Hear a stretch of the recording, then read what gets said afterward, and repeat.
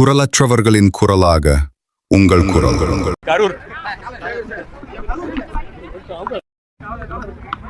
Sir கேளுங்க sir.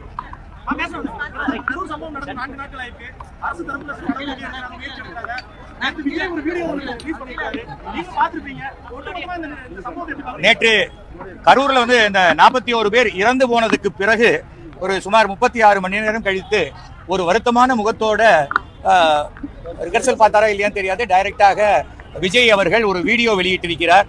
அது ரொம்ப மனசுக்கு கஷ்டமாக இருக்கு, என்ன பண்றதுன்னு தெரியல, என்ன வேணா வீட்டில் எங்க வேணா வந்து கைது செஞ்சுக்காங்க, என் தொண்டர்களை விட்டுருங்க அப்படின்லாம் உருக்கமாக பேசியிருக்காரு. இது ஒரு நடிப்பாகத்தான் பார்க்கப்படுகிறது பொதுமக்கள் கிட்ட.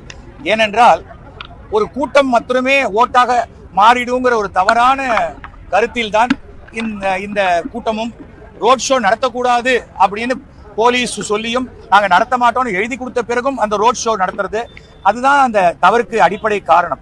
ஒரு 10,000 பேர் தான் வருவாங்கன்னு தாவேகால எழுதி கொடுத்துருக்காங்க. கொடுத்த பிறகு 27,000 பேர் வந்தா நாங்க என்ன பண்றதுன்னா அதுதான் கட்சி கட்டுப்பாடு, மாப் சைக்காலஜி. கூட்டத்தை நிர்வகிக்கக்கூடிய திறமை இருக்கிறவர் தான் தலைவராக வர முடியும். அதை தெரிஞ்சுக்கணும். போலீஸ் செய்யணும் போலீஸ் செய்யணும் போலீஸ் செய்யணும், போலீஸ்க்கு நீங்க சரியான தகவல் கொடுக்கணும். சரியான தகவலை கொடுக்காமல் எல்லாத்தையும் அரசாங்கத்தின் மேல தப்புன்னு சொல்லி தப்பிச்சுக்க முயற்சி பண்றது மிக கண்டனத்துக்குரிய ஒரு விஷயம். என்ன வேணா தப்பு நடந்து போச்சுங்க, நடந்து போச்சு. ஆனா ஒரு தலைவனாக தன்னை பார்க்கணும்னு வந்த ரசிகர்களையோ குடும்பத்தாரையோ குழந்தைங்களையோ அதுல 41 பேர் இறந்து போயிட்டாங்கன்னு தெரிஞ்ச உடனே அவர் அவசரமா ஏர்போர்ட்டுக்கு போய் அந்த தனி பிளைட்ல போக வேண்டிய அவசியமே இல்ல. கரூர் ஹாஸ்பிட்டலுக்கு அவர் வந்திருக்கணும். ராத்திரி 10 மணிக்கு மேல இங்க முதலமைச்சர் கிளம்பி வந்து அங்க வந்து அத்தனை பேரையும் பார்த்துட்டு போயிருக்காரு. அங்கேயே வந்து செந்தில் பாலாஜி அந்த இடத்துலயே தான் அந்த 24 hours இருந்தார். அன்பில் மகேஷ் அவரும் அங்க 24 hours இருந்தார்.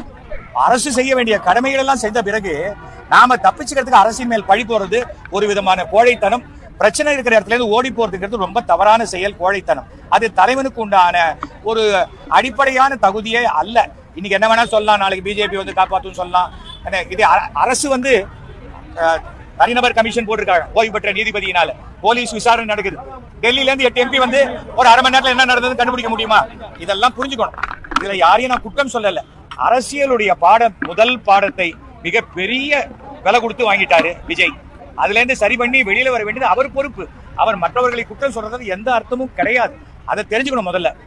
முதல்ல ஒரு யார் பெரிய மனுஷனா, சாரிப்பா நான் தப்பு பண்ணிட்டேன் என்ன மன்னிச்சிருக்கேன்னு கேட்கறவன் தான் பெரிய மனுஷன். அதை விட்டுட்டு ஓடி போய் எனக்கு மனசு வருத்தமா இருக்குது, எனக்கு ரொம்ப உடஞ்சு போயிட்டேன்.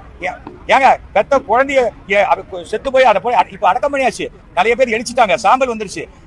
இப்ப போய் நீங்க என்ன ஆறுதல் சொல்ல போறீங்க? அந்த பாடி எந்த ஒரு காரணத்தினால இந்த சம்பவம் நடந்ததோ அந்த பாடி இருக்கும்போது நீங்க போகாம இப்ப இன்னும் 10ஆம் நாளைக்கு போறேன் 16ஆம் நாள் போறேன், நான் 20 லட்சம் ரூபாய் கொடுத்துடலாம், நான் 25 லட்சம் ரூபாய் கொடுக்குறேன், ஒரு 10 வயசு குழந்தைய உங்களால கொடுக்க முடியுமா?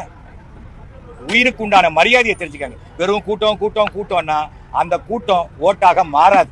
இது இப்போ இல்ல, பெருந்தலைவர் காமராஜருக்கு அவர் தேர்தலில் நின்று தோற்ற பொழுது ஷோ பேசுறார் மெரினால 1 லட்சம் பேர் கூட்டம். தெரிஞ்சுக்காங்க, கூட்டம் வரும், நடிகனை பார்க்க கூட்டம் வரும். ஆனால் அந்த நடிகர் வாழ்க்கையில் என்ன செய்திருக்கிறார் என்பதை புரிஞ்சுக்கணும். நான் 53 தடவை பிளட் கொடுத்திருக்கேன், விஜய் கொடுத்திருக்காரா? நான் 600 அனாதை பிள்ளைங்களை அடக்கம் பண்ணிருக்கேன், விஜய் கொடுத்திருக்காரா? அப்படி பார்த்தா நான் விஜய் விட பெரிய நடிகன் இல்லை, ஆனால் விஜயை விட நல்ல மனிதன்.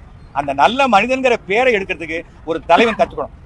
சிஎம் வந்து அரெஸ்ட் பண்ணுங்க, என்ன சிஎம் அரெஸ்ட் பண்ண மாட்டார், தமிழக அரசு விஜய் அரெஸ்ட் பண்ண மாட்டார். அந்த சிம்பத்தியை வாங்கிக்கிட்டு அதன் மூலம் ஏதாவது கெயின் பண்ணலாம் நினைச்சா அதுவும் விஜய்க்கு தோல்வியாகத்தான் போகும். அரசியல்ல பழந்தின்னு கொட்டை போட்டு 6வது முறையாக ஆண்டு கொண்டிருக்கும் அரசு இந்த திமுக அரசு. அவங்க கிட்ட போய் சும்மா இன்னும் வரவே இல்லை. இவர் கமலஹாசன் வந்தார், அரசியல் எங்க வந்தார்? திருப்பி திமுக கூட்டணிக்கு தானே வந்திருக்காரு.